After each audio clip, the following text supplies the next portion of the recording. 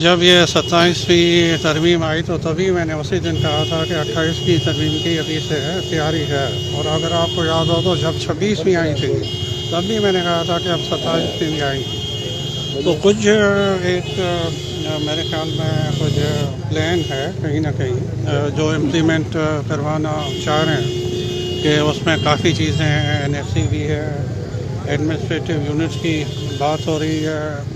اس میں نئے صوبوں کی بات ہو رہی ہے، اور اس میں کافی چیزیں ہیں جو اگر کچھ 28ویں میں ہوں اور پھر رہ گئی تو پھر 29ویں آ جائے گی، لیکن یہ جو پروگرام ہے میں سمجھتا ہوں وہ کوشش کی جائے گی کہ وہ یہ ساری ترمیمیں ہوں۔ 28 میں اگر سارا کمپریہنسو ترمیمیں ہو جاتی ہیں تو پھر شاید 29 کی ضرورت نہ ہو، لیکن 28 میں جیسے 27 میں کافی چیزیں رہ گئیں تو 28 کی ضرورت پڑ گئی، تو یہ صورتحال ہے، غیر یقینی صورتحال بالکل ہے۔ موجی مشن یہ آ موجی مشن یہ کونے تو ماں اقتدار میں اچان ماں اقتدار گھنوں ڈٹھو بابا 6-7 دفعہ ماں اقتدار میں آयो आहियां، मुंहिंजो वालिद रहियो आहे، असां घणो इक़्तिदार ॾिठो आहे। हाणे मुंहिंजी मिशन इहा आहे त अलाह करे त सिंध जो माण्हू सुजाग थिए، अलाह करे सिंध जो माण्हू सुजाग थी सही फ़ैसिला करे पंहिंजे लाइ، पंहिंजे ॿारनि जे मुस्तक़बिल लाइ، हिन सूबे लाइ। ऐं इक़्तिदार अगरि मूंखे मिलियो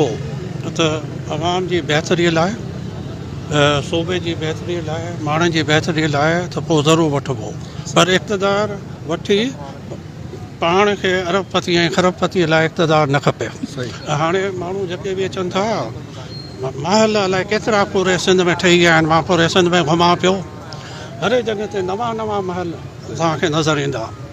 असां वटि बि नौशहरे में घणा नवां महल ठही विया आहिनि, किथां ठहिया? मुंहिंजी त परदादे जी जॻह उन खे मां रिनोवेट कोन थो करे सघां, त उहा इक़्तिदार पंहिंजे लाइ न खपे, इक़्तिदार खपे माण्हुनि जी बहितरी लाइ, सूबे जी बहितरी लाइ। अगर मिलियो قبول कंदासीं، न त असां इन फ़क़ीरी में ख़ुशि आहियूं۔ भाई मुझे इस बात पर यह बात याद आ गई कि 88 में मैं पहली दफ़ा सूबाई असेंबली का मेंबर बना, तो उस ज़माने में सिर्फ 3 लोग अपोजिशन में बैठते थे, मैं, खलीफा आकिल, चीफ खलीफा पीसा वगैरह के, और इमदाद मोहम्मद शाह इंडिपेंडेंट जीते थे, 3 लोग। तो उस ज़माने में बिल आया कि जी MPs का जो इलाज है वो मुफ्त होना चाहिए, तो मैं उठ कर खड़ा हुआ, मैंने कहा भाई ये सारे लोग जो हैं अपना इलाज करवा सकते हैं और इसकी कोई ज़रूरत नहीं कि मुफ्त इलाज हो। तो एक पीपल्स पार्टी की खातून रुकन खड़ी हुई और उन्होंने कहा कि जी जतोई साहब बड़े ज़मींदार हैं, जागीरदार हैं, वो अपना इलाज करवा सकते हैं, सब ऐसे नहीं है यहाँ पर। मैंने कहा भाई बाहर चलें, 80-90 पिजेरो खड़ी हैं, मैं गरीब की तो एक होगी 80-90 में से, लेकिन बाकी तो इन सब गरीबों की है ना, पिजेरो ले सकते हैं तो अपना इलाज भी करवा सकते हैं। कुछ वकला और कानूनदानों का ख्याल है कि जी चीफ ऑफ आर्मी स्टाफ और जॉइंट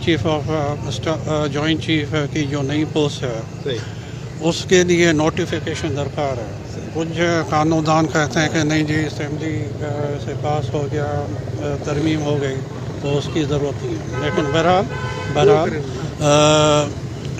अपनी गैर यकीनी सूरत हाल है और कोई हुकूमत की तरफ से वजाहत भी नहीं कि ये जो भाम है कि उसमें नोटिफिकेशन की ज़रूरत है कि नहीं है। प्राइम मिनिस्टर साहब लंदन कहते हैं कि अपना ज़ाती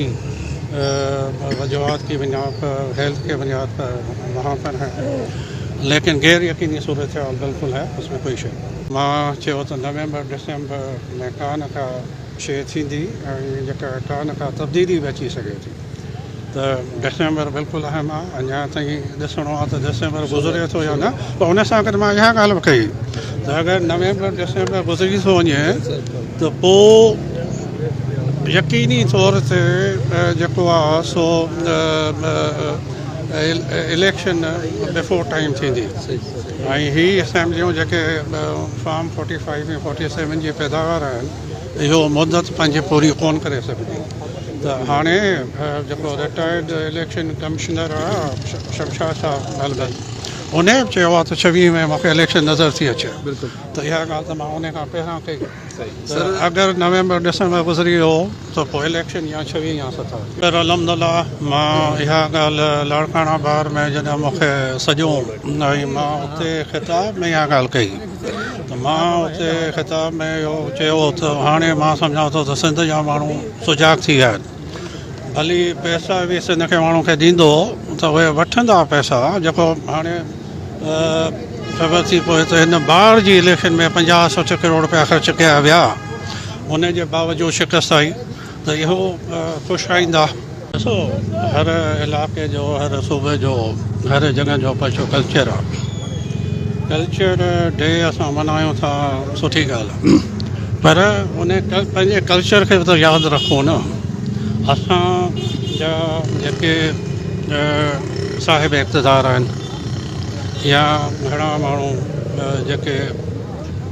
रुगो पैसे ऐं इक़्तिदार जे पिया आहिनि उन्हनि पंहिंजे कल्चर रवायतुनि रस्मनि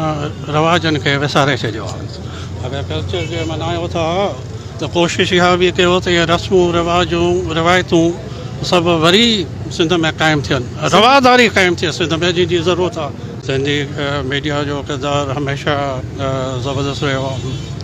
आहे ऐं सिंधी